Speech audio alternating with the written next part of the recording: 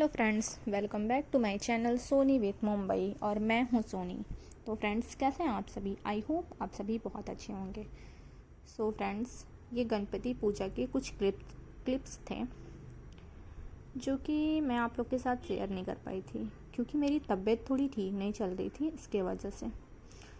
So friends, Ganpati पूजा, गणपति जी हमारे यहाँ 5 दिन के रखे जाते हैं हमारी सोसाइटी की। ये सोसाइटी की है। तो हम लोग को इस बारी सत्यनारायण पूजा में हम लोग को बैठना था। एक दिन सत्यनारायण पूजा होता है जिसमें हर साल अलग अलग लोग बैठते हैं। तो इस बार हमारी बारी थी। सो फ्रेंड्स, पंडित जी आ गए थे और पूजा की सारी तैयारियां हो गई थी और हम लोग पूजा में बैठ गए थे।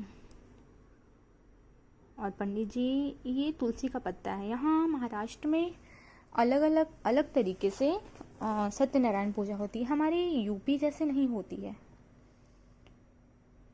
तो ये तुलसी का पत्ता है और इससे अर्चन करवाते हैं पंडित जी लोग। हालांकि पंडित जी यूपी के थे लेकिन वो महाराष्ट्र में रहते हैं। यहाँ का रूल है तो यहाँ के जैसे ही लोग करते हैं, वो भी वही हो जाते हैं। तो हम लोगों ने पूजा किया, अर्चन किया पहले। उसके बाद पंडित जी ने कथा पढ़ी। कथा हम लोग को समझ में आई क्योंकि महाराष्ट्र में मराठी बोलते हैं लोग, तो मराठी हम लोग को अभी नहीं आता है उतने अच्छे से। पर अच्छा था कि पंडित जी यूपी के थे ताकि कथा समझ में आई।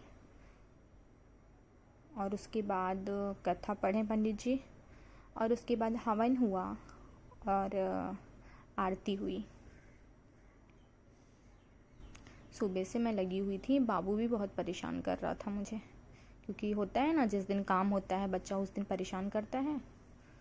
तो बस वही था।